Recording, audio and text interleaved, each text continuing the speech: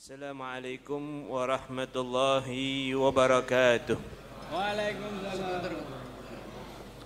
Alhamdulillahi rabbil alamin. Wabihi nasta'in ala umuri dunya waddin. Allahumma salli wa sallim ala sayyidina Muhammadin qamarul wujud fi hadzal yawm wa fi kulli yawm wa fi yawmil maw'ud sirra wa jahra fid dunya wal ukhra wa ala alihi wa sahbihi wa sallim amma ba'du. Fa ya rabbi israh li sadri wa yassir li amri wahlul 'uqdatam min lisani yafqahu qawli. Amin amin ya rabbal alamin. Raditu billahi rabban wa bil islami dinan wa bi Muhammadin sallallahu alaihi wasallam nabiyyan wa rasula.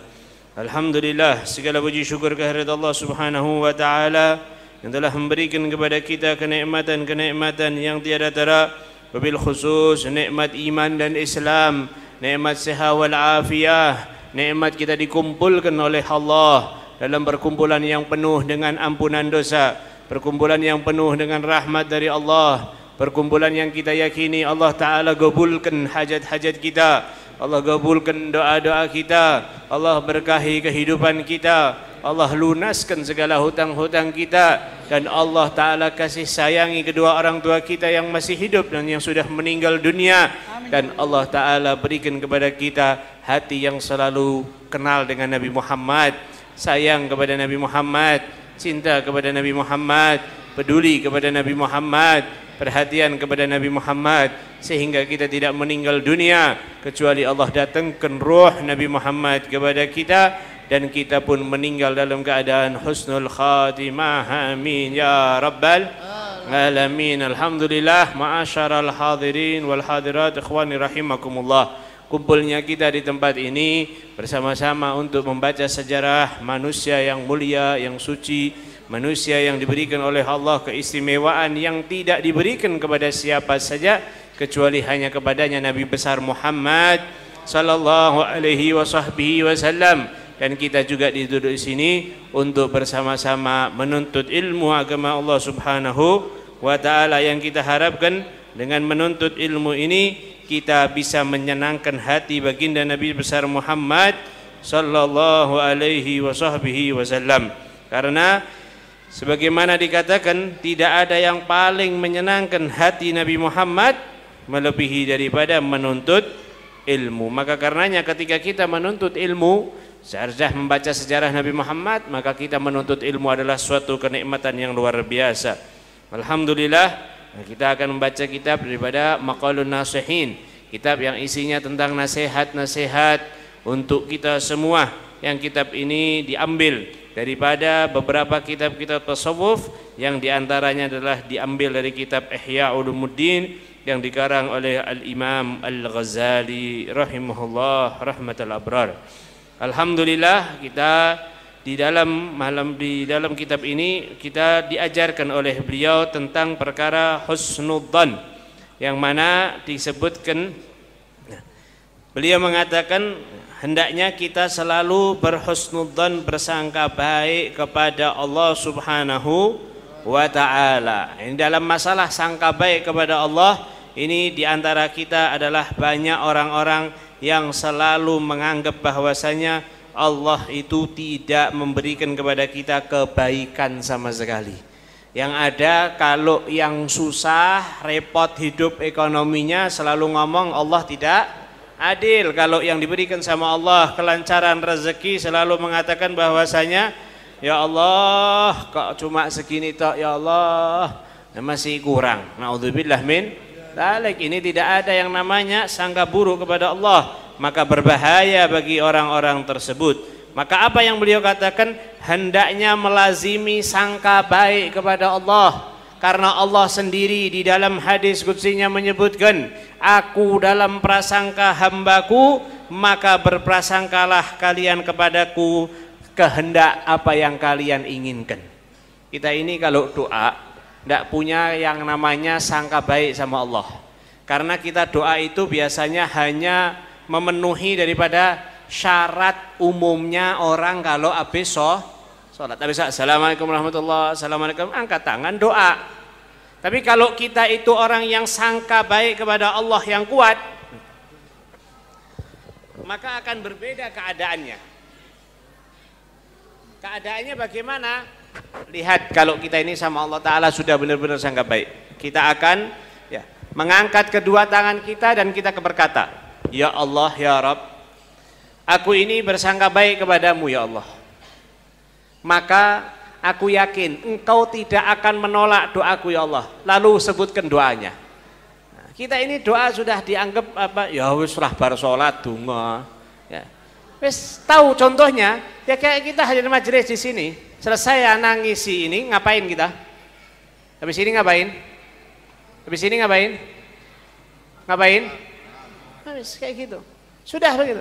Nggak tahu kalau di dalam makanan yang kita makan, kita sangka baik, ini makanan baru saja dibacakan maulid, sangka baik dengan makanan itu, Allah berikan kesembuhan, Allah gabulkan hajat, Allah hilangkan penyakit iri, dengki, sombong, ujub dan yang lain sebagainya. Nah, nikmat apa enggak? Nikmat. Tapi karena enggak punya sangka baik, ya selesai ini makan, selesai makan, kalau memang kepedesan ya nanti sakit perut, kalau enggak kepedesan ya makannya kurang nafsu, itu hasilnya. Nah, maka karena itu harus apa? Selalu sangka baik. Dalam sangka baik ini beliau memberikan kepada kita gambaran. Yang pertama akan hadis qudsi tadi. Ketika hadis qudsi itu disampaikan, aku dalam prasangka baik hambaku, maka berprasangkalah kalian sehendak kalian. Katanya beliau, coba kita ini renungkan.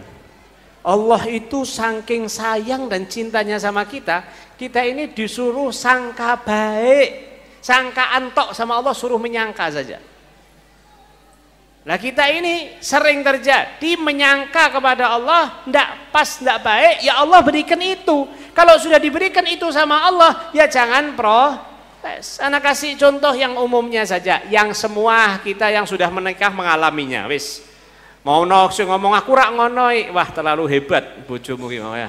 Mungkin gue bidadari mungkin ya. Pulang ke rumah telat, orang nggawa duit atau orang nggawa sing mbok titing dititipi. Kira-kira ngapain istrinya? Hah? Bezin, istri ini ngapain? Hah? Masya Allah, Alhamdulillah Mas Khosin, ya Allah suamiku yang ganteng, enggak apa-apa, enggak bawa apa-apa, ya Allah. Mana? Hah? Terus wis kelalen gue mau dititipi wis seminggu lagi. Kira-kira gimana? Ngamuk, pegel, sumpek segala macam wis. Ya. Meneh nek sing medeni-medeni bojone ya. Maka ketika keadaan itu ente buat sangkaan sama Allah. Ya Allah, engkau yang punya hati, saya punya istri. Engkau yang bisa membolak-balikkan, engkau yang bisa merubah. Maka aku bersangka baik ya Allah kepadamu, balik istriku ora ngomel. Nah, sampai ke rumah. Apa hasilnya? Kalau istrinya jenengan ngomel, berarti jenengan tidak punya sangka baik sama Allah. Masih tetap itu hanya di lisan, tapi hati kecilnya, lah mosok ora ngamuk. Wis seminggu tak ngomongi kok, wah rak mungkin ki, pasti ngamuk. Tapi lisannya tetap ngomong tidak enggak bisa. Harus dalam hati yang luar, yang benar-benar yakini bahwa istriku tidak akan marah karena ini sesuatu yang memang aku lupa dan aku sangka baik kepada Allah, Allah akan merubah. Ini tadi.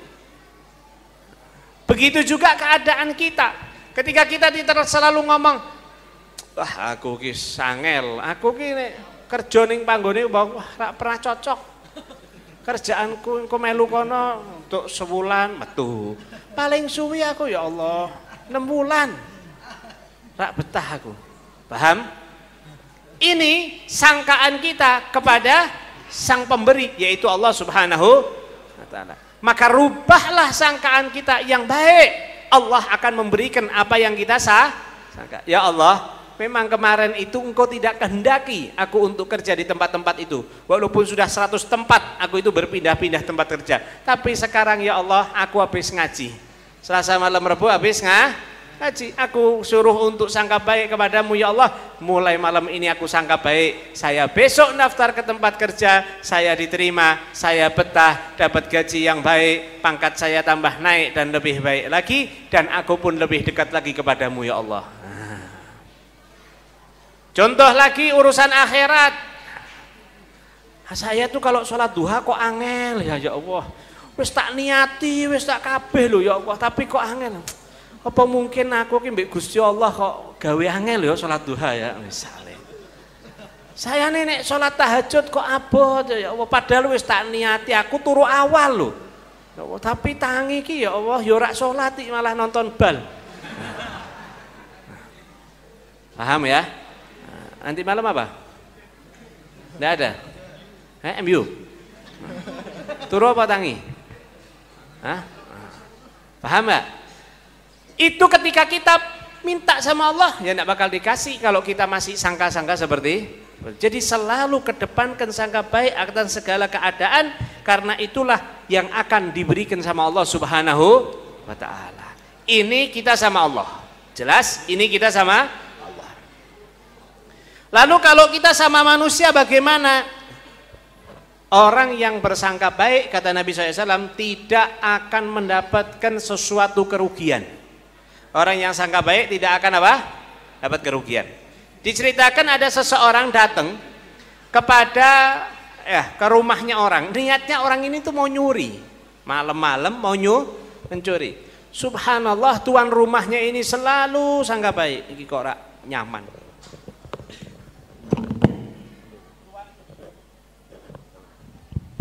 Tuan rumahnya selalu sangka baik kepada siapapun, sangka baik. Subhanallah. Di antaranya tadi sama istrinya terus selalu sangka baik. Istrinya ngomel we. Terus dia langsung, oh mungkin iki bojoku wis sedina ora ngomong, dadi iki meh ngomong, wis jarke wae. Tak rungokke wae ora apa-apa. Enak bakal ada yang namanya sumpek. Kok istri ternyata ngamuk-ngamuk. Loh, ora salah apa-apa kok diamui. Oh, iki bojoku mungkin kesel banget. Sedina wis ngresiki omah, nyapu, ngepel, ngurus anak. Nah, ora wani, ora tekan ati ngamuk karo anake. Akhirnya ngamuk-ngamuk karo aku. Ya wis aku sangka baik itu tadi, sabar, alhamdulillah. Tapi nek keterusan be. Kuat ra? Bu. Dengan nek mangan kuwi tangan kanan, Bu. Krupuke kok sik tangan kiri iki ngajine tekan ndi, Bu. Wis mangane dhisik. Kuwi tak ajari adab, Bu, nggih, tak ajari adab. Wong biyen kae ora mangan istrine kecuali suaminya sudah makan. Nek wong saiki balik. Begitu ditekoki, "Lah napa kok kowe mangan sik ra ngenteni suamimu?" Wetenge dhewe-dhewe ya. Paham ya? Kuwi sing ora ngaji, nek sing ngaji ora ngono. Nah, ini tadi contohnya. Ketika kita tadi sangka baik, pasti akan Allah Ta'ala berikan yang nikmat. Allah memberikan kepada seorang hamba itu prasangkaan yang baik, tidak akan ada yang namanya sia-sia. Bahkan Rasulullah SAW menyebutkan, apabila seseorang berkeyakinan kepada batu sekalipun untuk mendapatkan manfaat darinya, pasti Allah akan berikan manfaat. Itu ternyata kok banyak kisah-kisah yang menunjukkan akan hal tersebut. Di antaranya ada orang naruh yang namanya apa? Hewan sudah mati terus dikubur. Orang-orang pada tahu ini hewan sudah mati dikubur. Ada orang iseng jalan, kok ono gundukan tanah, oh jojo kuburan kayak patok. Ada orang ziarah, doa, dikabulkan hajatnya sama Allah. Yakin dia, iki kuburane wali iki mesti. Insyaallah, subhanallah. Doa kabul. Lama-lama dikenal. Lah orang-orang tetangga masyarakat situ, ada apa ini? Ya, biasa ambil manfaat. Gawe kotak amal untuk menjaga kelestarian, macam-macam lah. Niatnya macam-macam ya. Ada seorang wali min auliyaillah, orang yang soleh, tahu ini kuburannya, sama semua warganya juga pada tahu. Akhirnya mereka ngomong, ini bukan kuburannya wali, bukan orang soleh, ini kuburannya keledai warna putih meninggal 1 tahun yang lalu dikubur. Masa? Iya. akhirnya mau tidak mau dibongkar. Kelihatan subhanallah Allah masih tetapkan itu keledai tidak berubah badannya dan masih warnanya tetap warna putih. Dilihatkan. Nah ini. Karena apa? Ya, yakin karena punya sangkaan baik. Maka itu sangka baik kepada semua manusia. Tadi orang yang soleh ini selalu sangka baik sama istrinya, sama anaknya, selalu sangka baik. Subhanallah maling datang malam-malam. Ketika dia menyelundup, ini orang soleh mau bangun tahajud, sholat malam. Apa yang dikatakan oleh seorang soleh itu? Astaghfirullahaladzim, ya Allah, saya minta maaf yang banyak sama jenengan, saya minta maaf. Saya tadi mungkin ketiduran, jenengan ketuk pintu, ndak saya bukai, sampai jenengan masuk lewat jendela. Astaghfirullah, ya Allah. Saya minta maaf yang banyak, saya minta maaf yang banyak. Saya sekarang ini tadi tunggu sebentar, duduk, saya siapkan kopi, teh, jajanan. Dibangunkan istrinya, bangunkan anak-anaknya, suruh nyambut. Nek kowe malingnya kira-kira bi?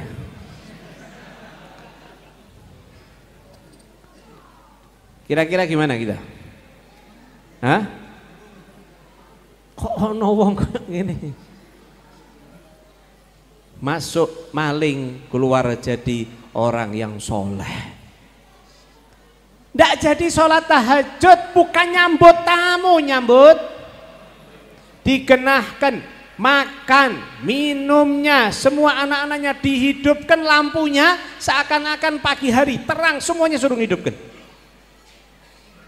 Nah, ini karena apa? Sangka baik. Nah inilah memang berat. Akan tetapi kita harus usahakan pelan-pelan, sedikit-sedikit ya. Kecuali kalau sudah kelihatan dengan kedua mata kita orang itu berbuat maksiat di depan kita. Sudah begitu pun suruh sangka baik. Kapan? Kalau dia tidak terlihat dengan kasat mata kita walaupun hanya melewati satu pohon. Satu pohon, melihat ini orang maksiat. Setelah itu dia lewat depan kita ada pohon, tidak kelihatan. Kira-kira berapa detik? Ada satu pohon dilewati, berapa detik kira? Sebentar aja. Begitu tidak kelihatan, subhanallah harus sangka baik. Ketika waktu tidak kelihatan, dia sedang bertobat kepada Allah Subhanahu Wa Taala.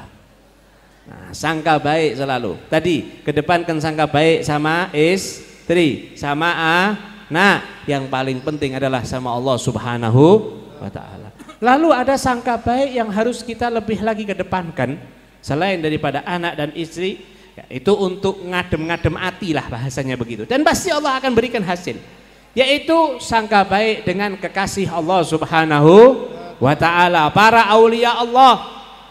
Karena orang yang sudah bersangka baik dengan kekasih Allah, Allah itu memiliki daripada di bumi ini tempat untuk Allah meletakkan rahasia-rahasia Allah, meletakkan barokah, meletakkan rahmat, meletakkan kemuliaan. Itu ada di hatinya orang-orang yang soleh. Ketika kita melihat orang yang soleh, maka kita sangka baik kepada orang tersebut. Ketika ternyata dideloi wong soleh, loh kok ngantuk turu, loh kok ono ngorok, wah kok ngorok, wah cocok. Tetap harus sangka baik. Bukan mudah orang itu kalau sudah deket banget sama gurunya, sama orang soleh, bukan malah gampang, malah lebih sulit. Karena terlihat basyariah, sifat kemanusiaannya. Lha iki wong ngaji tenanan maulid kok malah turu. Nah, gimana sangkaan kita? Maka jangan yang di depan ini betul barokahnya lebih banyak, kemuliaannya lebih banyak, semuanya lebih banyak, tapi bahayanya juga ada. Begitu ndelok terus Habibie kok malah ngantuk, lu turu, wah serak beres. Nah, gimana perasaan kita itu disangka tidak benar, maka Allah akan murka, bukan kepada orang yang tidur, tapi kepada kita yang murka kepada orang-orang yang diberikan sama Allah kemuliaan. Jadi itu yang perlu diperhatikan. Yang terakhir adalah sangka baik kepada guru kita. Ini juga harus lebih dikedepankan, lebih harus ada. Setiap murid yang bersangka baik dengan gurunya, maka ketahuilah dia akan mendapatkan kemuliaan yang tidak bisa didapati kecuali harus ibadah selama 80 tahun.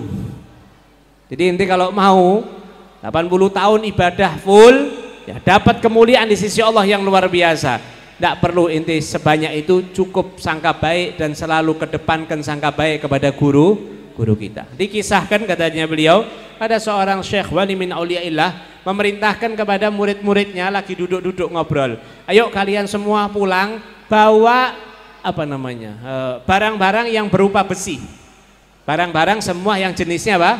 Terus ada yang bawa panci, ada yang bawa wajan, ada yang bawa apa lagi, macam-macam semuanya bawa. Ketika sampai di tempat guru tersebut, beliau mengatakan, ayo sekarang ngobrol lagi, cerita lagi, ini dan lain sebagainya. Si guru ini malah lari-lari, muter-muter, pokoknya melakukan keadaan-keadaan yang tidak sewajarnya. Apa yang didapati? Selesai daripada guru ini melakukan hal tersebut, beliau duduk dan sekarang lihatlah barang-barang kalian yang kalian bawa. Ada yang jadi emas, ada yang jadi emas, ada yang jadi perak, ada yang jadi apa mbok? Di bawahnya perak, ada yang tetap besi, tidak berubah. Dia bawa begitu, ya tetap seperti itu. Beliau mengatakan semua itu tadi tergantung sangkaan kalian kepadaku. Siapa yang bersangka baik yang mulia, maka menjadi emas. Nah ini, jadi jangan pernah kita menyepelekan sangka baik. Saya ingatkan lagi pribadi saya, dan untuk kita bersama-sama ingat akan yang namanya sangka baik sama Allah. Selalu kedepankan sangka baik sama Allah. Pasti dan pasti. Sekarang ini kita mau pulang ke rumah, berangkat maulid, pulang begitu saja, tidak ada perubahan. Sangka baik sama Allah, ya Rabb, engkau jadikan aku malam ini ya Rabb bisa bangun sholat tahajud, sholat subuhku berjamaah ya Allah. Kalau belum sholat isya, aku sholat isya nanti ya Allah. Jelas? Sangka baik sama Allah, sangka baik dalam majelis, sangka baik dalam segala hal, pasti Allah akan berikan yang namanya natijah. Ya, karena husnudzan ma bayakhid. Orang yang sangka baik, orang yang selalu bersangka baik tidak akan sia-sia.